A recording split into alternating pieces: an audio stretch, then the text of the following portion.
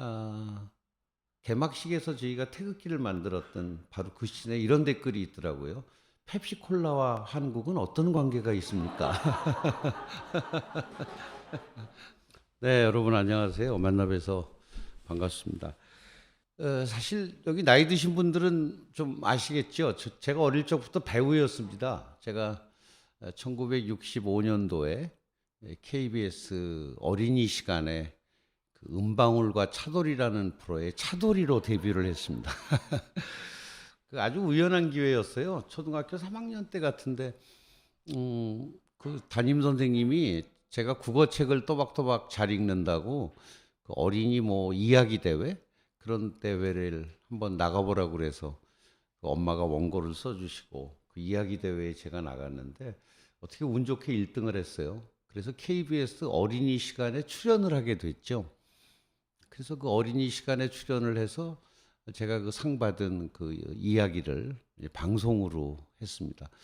그 녹음을 마치고 나오니까 담당 연출자, 프로듀서가 일주일에 한 번씩 KBS에 와서 그 음방울과 차돌이라는 프로에 차돌이 역할 한번 해보겠느냐고.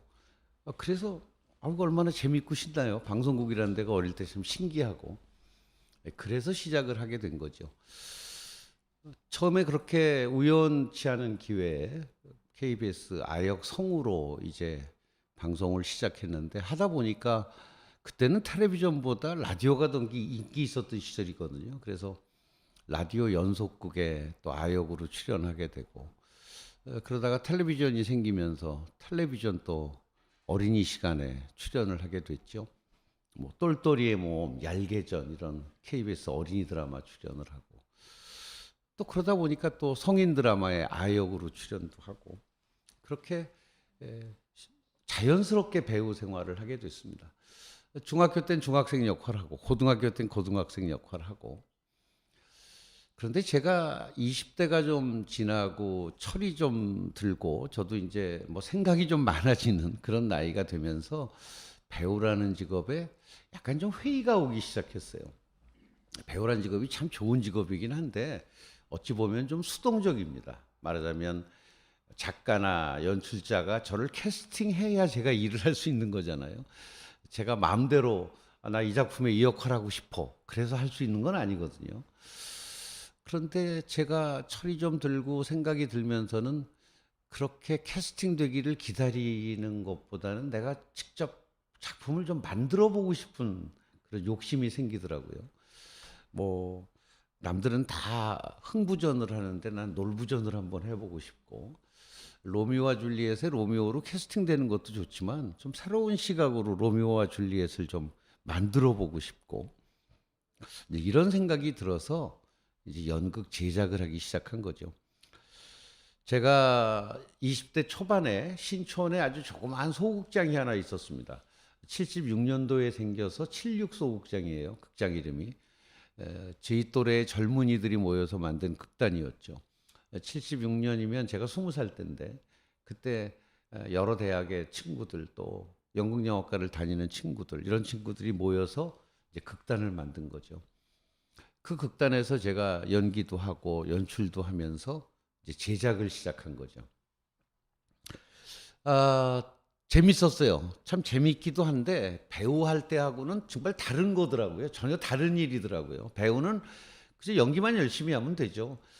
대본에 자기 역할이 있으면 대사 열심히 외우고 연습을 통해서 그 역할을 표현하면 되는데 제작이라는 거는 이건 어떻게 보면은 뭐 기업의 CEO 같은 일이나 다름이 없죠. 우선 어떤 작품을 할 것인지 작품을 선정해야 되고 그 다음에 그 작품에 필요한 배우들을 캐스팅해야 되고 이 배우만 있어서 되는 건 아닙니다. 각 파트에 또 전문 스태프들이 필요하죠. 연극 하나를 만들려면 그 작품에 맞는 무대 장치를 만들기 위한 무대 미술가가 필요하고 또 조명을 하기 위해서는 라이팅 디자이너가 필요하고 또 음향 디자이너도 필요하고 뭐 그 외에도 수없이 많은 스태프들이 있습니다. 이제 그런 스태프들을 다 모아서 작업을 하는 일이 이제 제작자, 프로듀서가 하는 일이죠. 또 작품만 만들어서 되는 건 아닙니다. 그 다음에는 이제 말하자면 마케팅을 해야 됩니다. 연극 하나를 만드는데도 돈이 들거든요. 극장도 빌려야 되고 조명기도 빌려야 되고 또 배우들 개런티도 줘야 되고 스태프들 수고비도 줘야 되고 그러면 꽤 돈이 들어가는데 그 돈을 회수하는 방법은 티켓을 파는 거죠. 그래서 연극 티켓을 팔아서 그 제작비 들어가는 걸 다시 회수를 해야 그래야 또 그 다음 작품을 만들 수가 있죠. 근데 70년대 연극 제작을 해서 그 제작비를 다시 회수하기가 너무 힘들었어요. 70년대 제가 연극을 한다고 하면 친구들이 다 저한테 초대권을 달라고 그래요. 표를 안 사고 다 초대권을 달라고 그래요. 그때만 해도 연극 뭐 음악회를 돈을 주고 표를 산다는 개념이 별로 없었던 것 같아요.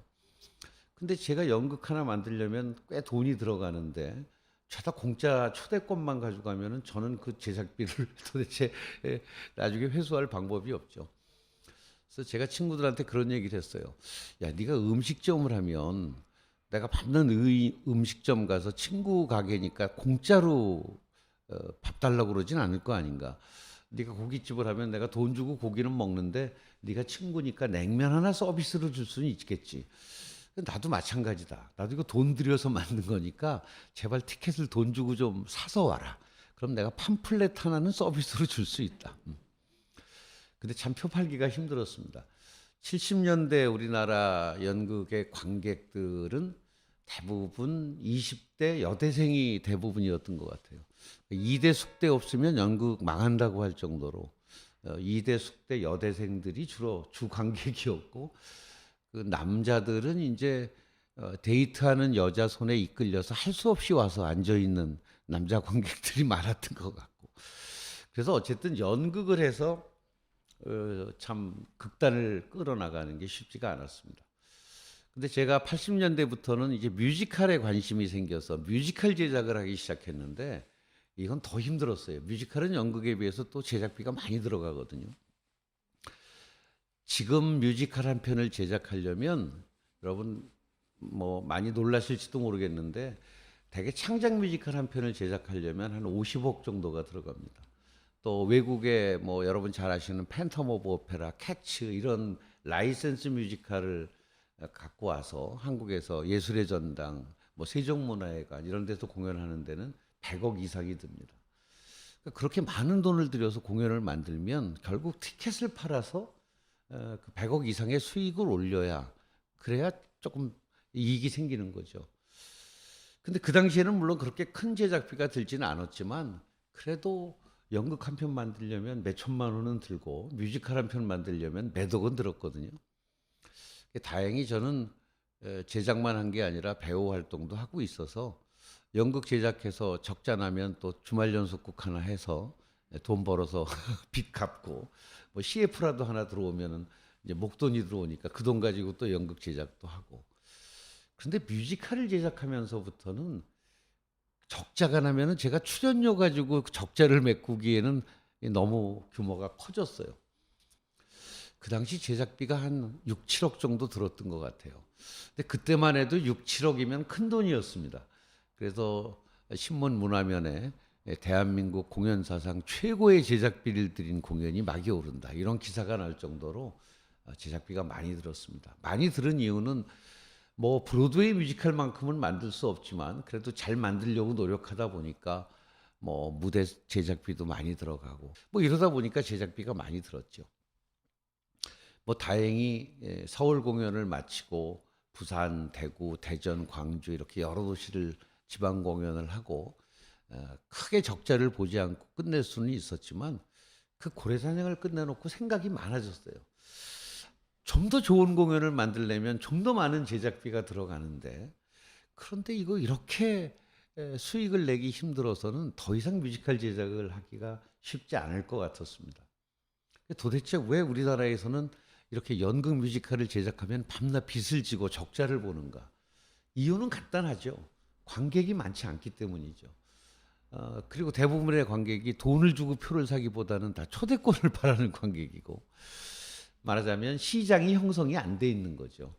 문화를 사고 파는 개념도 없고 그런 시장이 만들어져 있지 않은 거죠.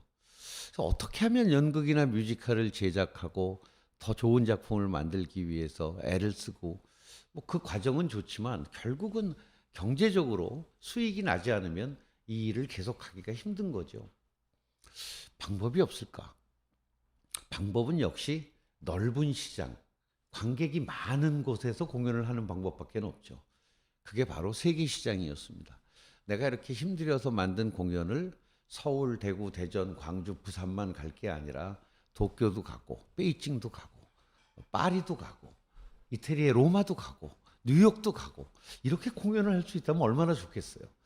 이미 돈을 들여서 다 만들어 놓은 작품인데 그걸 가지고 전 세계의 많은 관객들을 찾아다니면서 공연할 수 있다면 적자를 보지 않을 것 같더라고요. 근데 과연 어떤 공연을 만들어야 이렇게 전 세계를 돌며 공연할 수 있을까? 근데 한국말로 하는 연극을 전 세계 어디에 가서 공연을 한들 누가 알아듣고 누가 감동을 받을 수 있겠어요? 그러다 떠오른 방법이 언어가 장벽이라면 언어가 없는 연극을 만들자는 거였어요. 물론 언어가 중요합니다. 그러나 무대 위에 언어만 있는 건 아니죠. 무대 미술이 있고 음악이 있고 음향이 있고 배우가 말을 안 하더라도 몸짓이 있고 표정이 있고 또 소위 90년대 중반서부터 전 세계적으로 non-verbal performance라고 하는 비언어 연극이 유행을 하고 있었어요. 그래서 언어가 없는 연극을 한번 만들어 볼까? 그러면 뭐 일본을 가든 중국을 가든 미국을 가든 일단 공연을 할 수 있지 않겠는가? 네, 그런 생각을 했어요. 내가 돈은 없지만 그 친구들보다 잘하는 게 있지 않을까? 아무리 돈 많은 뉴욕의 프로듀서나 영국의 프로듀서도 나만큼 동양을 잘 알진 못할 테고 나만큼 한국을 잘 알진 못할 테니까 그들이 많은 자본을 갖고도 할 수 없는 소재, 동양적이고 한국적인 소재의 독특함으로 그 자본의 장벽을 좀 피해보자는 거였습니다. 그런데 연극은 무대에 우리의 인생의 한 부분을 옮겨놓기도 하고 우리의 일상의 한 부분을 무대에 옮겨놓는 게 바로 연극입니다. 그렇다면 우리 일상에서 두들길 게 많은 곳이 어딜까 생각을 해봤어요. 전 부엌이 떠올랐습니다. 부엌에 두드릴 거 많잖아요. 또 저는 어릴 때 저희 어머니가 제가 학교 끝나고 집에 가면 저녁 때 부엌에서 칼로 그 도마 다다다다 두드리시는 소리가 나면 제가 기분이 참 좋았던 추억이 있습니다. 그 소리 나는 날은 저녁 반찬이 좀 괜찮았던 것 같아요. 제 아버님 약주를 굉장히 좋아하셨는데 그냥 조용히 술을 드시진 않았어요. 그 당시에 많은 어른들이 술을 몇 잔 드시면 이 젓가락으로 상을 두들기면서 노래들을 부르셨죠. 그 우리 아버님이 젓가락 두들기는 걸 제가 넋놓고 본 적이 있어요. 그 리듬이 기가 막히더라고요. 그래서 우리 주방에 두들길 게 많다는 생각을 했습니다. 냄비, 후라이팬, 주전자 다 두들길 수 있는 거죠. 그래서 난타의 무대는 주방으로 생각을 했습니다. 또 주방에서 일을 많이 하는 사람들은 역시 요리사들이죠. 그래서 요리사들이 주방에서 음식을 만들어가는 과정을 드라마로 만들면서 그 도중에 사물놀이 리듬으로 각종 주방 도구를 두들기는 그런 연극을 준비하게 된 겁니다. 그게 바로 난타죠. 지금까지 난타는 전 세계 약 58개국에서 공연을 했습니다. 도시수로는 약 350개 도시에서 난타를 공연했습니다. 그러니까 정말 전 세계 거의 안 가본 도시가 없을 정도로 난타 공연이 지금까지 이어지고 있었습니다. 난타 서울 공연을 끝나고 나니까 배우 스태프들이 다 저한테 자 가자. 뭐 외국 가는 공연이라고 우리 이렇게 고생시켰으면 이제 가야 될 거 아니냐. 뉴욕부터 가냐 동경부터 가냐. 근데 사실 저는 아무런 대책이 없었습니다. 이런 공연을 만들면 해외에 갈 수 있겠다는 생각은 했지만 이게 도대체 어떻게 가야 되는지 내가 뉴욕에 가서 어떻게 극장을 빌리고 어떻게 이 표를 팔고 뭐 전혀 경험도 없고 노하우가 없는 거죠. 그 제가 하도 답답해서 그 외국에서 만난 프로듀서들한테 거꾸로 물어봤어요. 한국에 대해서 아는 게 뭐냐? 한국이 사우스 코리아, 노스 코리아 둘 아니냐? 넌 어디서 왔냐? 물론 사우스 코리아에서 왔다. 그러냐? 그게 다예요. 한국에 대해서 아는 모든 정보. 한국이 사우스 코리아, 노스 코리아. 한국이 전쟁을 치렀던 나라. 그 외에는 거의 아는 게 없었습니다. 한국을 잘 모르는 외국의 그 컨텐츠를 예술 콘텐츠를 사고 파는 사람들에게 한국의 콘텐츠를 판다는 게 이게 너무 힘든 일이라는 걸 아주 뼈저리 있게 느끼고 돌아왔죠. 그때 참 별별 생각을 다 했습니다. 98년도면 그래도 88 올림픽을 하고 10년이 지났을 텐데 어떻게 이렇게 한국을 모를 수가 있을까? 근데 사실 그 당시에 그 한국의 인지도는 정말 형편없었어요. 그 당시 이제 삼성과 LG가 그래도 해외에 조금씩 알려지기 시작한 때입니다. 그런데 대부분의 외국 사람들이 삼성을 일본 기업으로 알고 있었습니다. 제가 삼성 임원한테 들은 얘기입니다. 90년대 한국이 삼성이 해외에 물건을 팔기 시작하면서 마케팅 전략이 메이드 인 코리아를 가능하면 알리지 않는 거였다고 그러죠. 메이드 인 코리아 알려봐야 물건 파는데 득이 안 되니까. 사실 7, 80년대 한국 수출품의 메이드 인 코리아가 주는 외국인들에게 이미지는 싸다는 거, 싸구려. 물건은 뭐 별로 좋지 않지만 싼 맛에 사는 물건들. 그런데 삼성이 이제 전자제품을 만들기 시작하면서 거기에 메이드 인 코리아는 물건 파는데 아무런 도움이 안 되는 거죠. 국가 브랜드와 국가 이미지라는 건 결국은 문화가 만들고 예술이 만들고 감성이 만드는 거거든요. 그런 의미에서 요즘 K 콘텐츠가 정말 대단한 일을 하고 있는 거죠. 난타를 처음 제가 해외에 소개하는 98년도는 국가 브랜드, 코리아라는 브랜드가 굉장히 형편없을 때입니다. 그런 나라에서 만든 공연을 사고 싶어하는 프로모터들이죠. 그 문화라는 것이 개인적으로도 참 중요하죠. 사실 먹고 사는 것만 가지고 세상을 살 수는 없는 것이니까 머리와 가슴이 먹고 사는 게 바로 문화와 예술인데 우리 인생을 좀 풍요롭게 만드는데 문화와 예술이 정말 큰 역할을 한다고 생각합니다. 또 국가적으로도 대한민국이 이 정도 먹고 살 수 있게 된 것, 뭐 이 조그마한 나라가 세계 경제 순위 10위 안에 들어가게 된 것. 물론 우리 기업들도 훌륭한 제품들을 만들었고 또 아까 말씀드렸듯이 아무리 훌륭한 제품을 만들어도 메이드 인 코리아라는 국가 브랜드가 쫓아가지 못했다면 참 힘들었을 겁니다. 그런데 대한민국의 지금 K 콘텐츠 여러분 너무 잘 아시는 뭐 K-팝이나 K-드라마나 K-영화 또 난타 같은 공연 이런 것들이 한 10년, 20년 동안 메이드 인 코리아의 브랜드 가치를 굉장히 높여놓은 거죠. 그래서 이제는 90년대하고는 전혀 다르죠. 이제는 외국의 젊은이들이 메이드 인 코리아를 보는 순간 굉장히 호감을 갖고 그 제품의 구매력이 높아지고 있는 거죠. 그렇게 문화예술은 국가적으로도 굉장히 중요한 기능을 하고 있다고 생각합니다. 아마 제가 난타를 만든 이런 경험 덕택에 평창 동계올림픽 4년 전에 개폐막식을 정부에서 저한테 총감독을 맡아달라는 그런 제의를 했던 것 같아요.